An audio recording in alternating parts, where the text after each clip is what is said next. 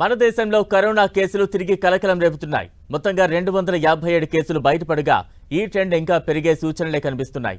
దీంతో కేంద్రం అన్ని రాష్ట్రాలను అప్రమత్తం చేసింది. కోవిడ్ నిర్ధారణకు యంత్రాంగాన్ని పటిష్టం చేసుకోవాలని సూచించింది.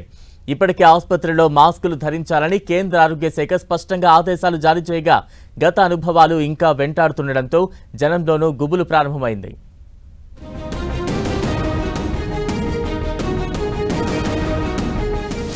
దేశవ్యాప్తంగా కరోనా కలవరం పుట్టిస్తున్న మరణాలు.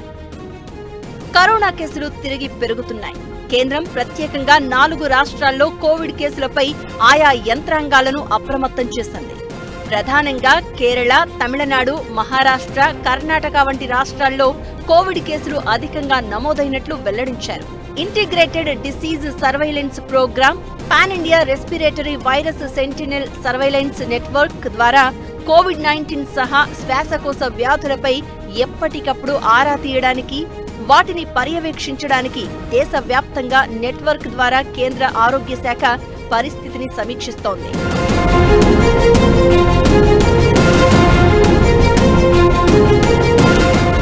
బయటపడిన కేసుల్లో ఒమిక్రాన్ వేరియంట్లోని JN1, LF7, NB1.8 రకపు వైరస్లు కనుక్కున్నట్లు తెలుస్తూ ఉండగా ఈ వైరస్లే చైనా, ఇండోనేషియా, థాయిలాండ్, సింగపూర్లోనూ కేసుల పెరుగుదలకు కారణమయ్యాయి. దేశంలో ఆదివారం ఉదయానికి 257 యాక్టివ్ కేసులు ఉన్నట్లు అధికారులు ప్రకటించారు. ప్రస్తుతానికి దేశంలో బయటపడిన కరోనా కేసులు ఎక్కువ భాగం తేలికపాటివే అని, వాటి తీవ్రత తక్కువ శాతంగా ఉంటోందని వైద్యులు చెబుతున్నారు. పాజిటివ్ గా తేలిన వారు డొమెస్టిక్ ఐసోలేషన్ లో ట్రీట్మెంట్ తీసుకుంటూ ఉండగా కోవిడ్ కేసుల సంఖ్య పెరుగుదలపై కేంద్ర ఆరోగ్య శాఖ అప్రమత్తమైంది.